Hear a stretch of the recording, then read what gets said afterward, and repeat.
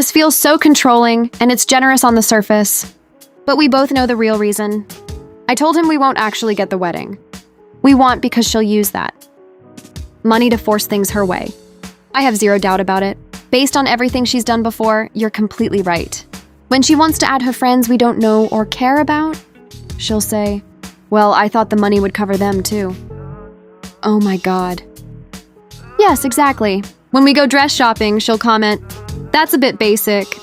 With the extra funds, you could get something fancier." When we pick our venue, she'll ask, "So what exactly is my money being used for?" You're right.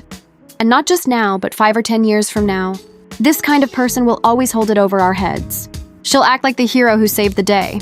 She has this rescuer mindset, but really she positions herself as the victim while pretending to save us. It's just so classic mother-in-law behavior. Luckily, I have the best mother-in-law myself, and I'm sure many of you do too. Let me know if you have great mothers-in-law. We need more positive mother-in-law stories. My fiancé said refusing the money would create a massive family rift because his mom is offering an olive branch and being generous. But I tried explaining that it will create an even bigger problem if she thinks she now has a say in our decisions because she's paying. I feel like I'm being painted as the difficult bridezilla. My fiancé thinks I'm overreacting, and it's just the built-up tension from the past. Few months coming out. Even my own mother said I should just take the gift. I get it. That is an enormous amount of money to give for a wedding. It really is generous. I'm just with you on how much she's been inserting herself. I know this might not be nice, but maybe just ask her directly. Like, "This is incredibly generous, thank you so much. Are you going to use this as leverage to get what you want for the wedding? Because if there are strings attached, I don't want it." Exactly. I don't want any conditions on this money. So if that's the case, I'm fine without it. So am I the jerk here? I don't think you're the jerk at all.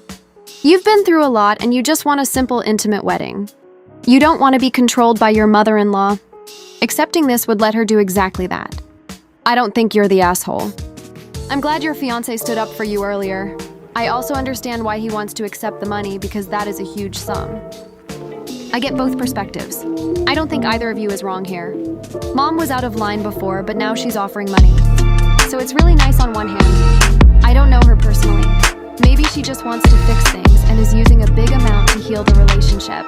But my first instinct is that this is her ticket to regain control. Let's check the comments though. You could simply ask if there are any expectations attached. Make sure you're both there when you ask. Yeah, the original poster said this was actually smart advice.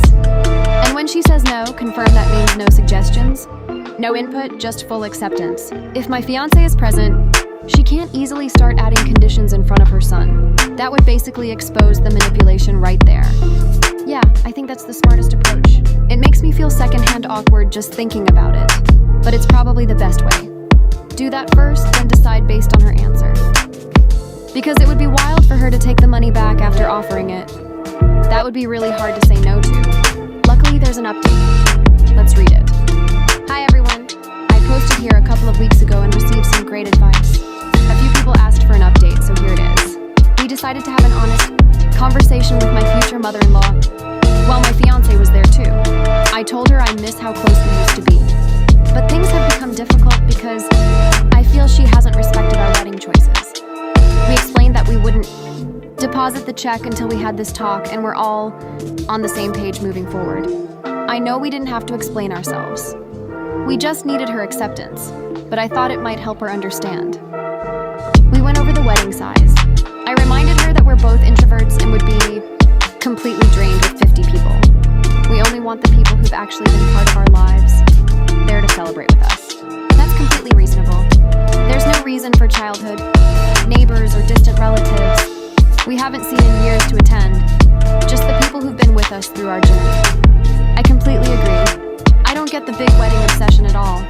Second, the wedding dress. This is non-negotiable. A bride picks her own gown, and I will choose one that I feel comfortable and beautiful in. This will be the first time I wear a dress since prom. It should reflect my style, not anyone else's. Third, the venue. This part is a bit cute, actually. My fiancé and I met at a speed dating event at a restaurant 4 years ago. So sweet. I didn't even know those actually worked. Good to know. We clicked right away, and now here we are. Our top choice for the reception was that same place. Their event space holds a maximum of 50 people. We thanked her for the generous $25,000, but said we would return it if our decisions weren't respected. We asked directly if she had any expectations or conditions that came with the gift. My future mother-in-law started crying and apologized. She said she just wanted everything to be perfect, and she was sad she never had a daughter to share normal mother-daughter wedding planning moments with. That sounds like your issue to deal with, mother-in-law. She was scared I would leave her out completely, which I never planned to do. I had tried to include her from the start. So things got resolved. We deposited the check and started moving from planning ideas to actually booking vendors.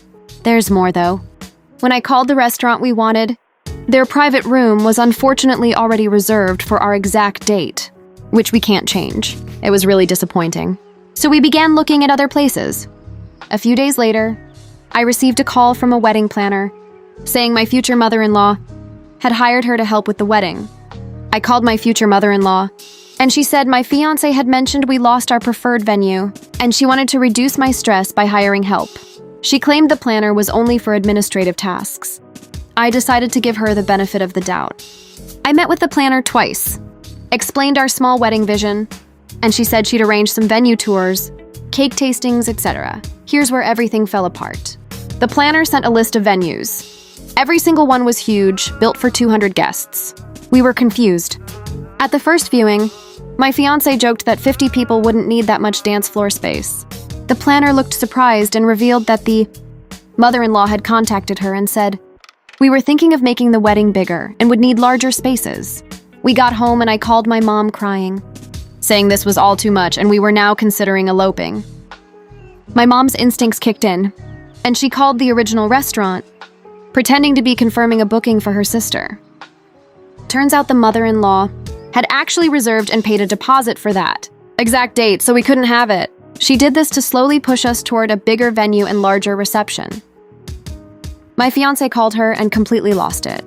He told her she was no longer involved in any planning at all. We canceled working with her planner. All vendors will have passwords now, and she's lucky she's still invited as a guest only. No special roles, no mother-son dance. He also warned her that any more interference and she won't even be a guest. We sent the money back. I told him I'm going no contact after the wedding. He's 100% supporting me. This was a major test before marriage, and we both passed it. It sucks that part of his family is like this, but it really showed his true character, and I'm so grateful. You guys were really kind for still inviting her. You're taking the high road, and that's good in the long run. Hopefully she learns her lesson. Wow, she's completely out of line. Booking the venue behind your back is crazy behavior. Make it a condition of her invitation that she transfers the reservation back to you. If she refuses, then no contact should start immediately. If she wants to fix it, she'll give you back the venue. Not the asshole at all. That's wild, but I'm happy for you two, and I hope the wedding turns out great. Now let's move on to the next one. My 33-year-old fiancé and my 27-year-old self. She doesn't wear her engagement ring when she goes out with friends. Is this normal? Going out where? If it's casual stuff, maybe fine. If it's clubs, probably not. We've been together almost 4 years. She's never shown any cheating signs before, but this feels off. She wears the ring everywhere except when she's out with her friends. I've never been into clubbing, but I sometimes join her. She's very outgoing. I'm more reserved. We balance each other, and she's shown me so many new experiences. I love her a lot, and she's been wonderful with my daughter, who I have primary custody of. I asked her why she removes the ring, and she says she doesn't want to lose it while drinking. She wears it to the gym, but takes it off and keeps it on a keychain holder. My brother noticed it last weekend and said it wasn't normal. I grew up very sheltered and religious. My last serious relationship was with my child's mother, who cheated. So I sometimes worry I'm too trusting. Is this normal? Am I being paranoid? She also seems to hide her phone sometimes.